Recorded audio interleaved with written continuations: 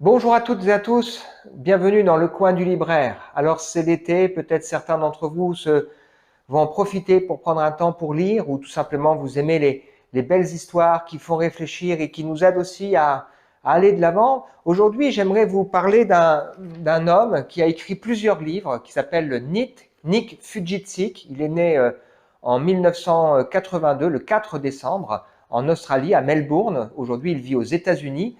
Et il est né avec une maladie rare qui s'appelle Tetra Amelia, sans bras, sans jambes, juste deux petits pieds et deux orteils. Et donc cet homme s'est posé des questions sur pourquoi il est né comme ça, surtout dans une famille de croyants. Son père était prédicateur laïque, sa maman était infirmière, donc il s'est posé beaucoup de questions. À 8 ans, il a d'ailleurs voulu mettre fin à ses jours et puis il s'est retenu en pensant à la peine qu'il donnerait à son père. Et puis un jour, il est touché en lisant un texte de la Bible dans l'évangile de Jean où les disciples de Jésus posent au Seigneur cette question en voyant un aveugle de naissance, mais pourquoi, Seigneur, cet homme est-il né aveugle?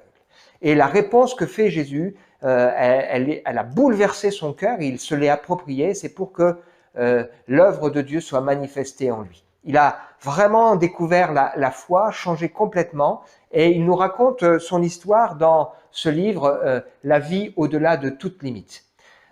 Cet homme s'est posé des questions, il s'est dit, mais moi sans bras, sans jambes, jamais je pourrais me marier, jamais je pourrais avoir un travail, jamais je pourrais avoir des enfants, jamais je pourrais voyager. Et aujourd'hui, son slogan, c'est ni bras, ni jambes, ni limites. Et vraiment une vie extraordinaire, qui n'a pas toujours été facile. Ici, ce livre, c'est un livre qu'il a écrit qui nous parle du harcèlement, parce que vous imaginez bien qu'il a dû affronter le regard des autres, l'incompréhension, être observé comme une chose. Et il traite dans ce livre du harcèlement lié au handicap, et vraiment il donne des clés pour faire face à ces situations parfois difficiles. Un autre livre nous parle de comment il vit sa foi, comment il découvre l'amour de Dieu, donc ses mains et ses pieds, un amour incarné.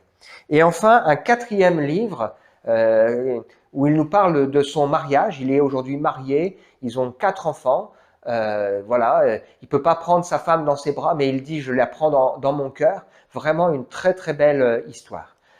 Au Café Change, vous pouvez trouver ces livres. Je recevrai dans les prochains jours aussi un livre écrit par son papa qui raconte comment faire face à un enfant victime d'un handicap. Voilà donc une très très belle histoire qui pourra vraiment vous faire réfléchir et vous aider à voir la vie autrement. À très bientôt au Café Change.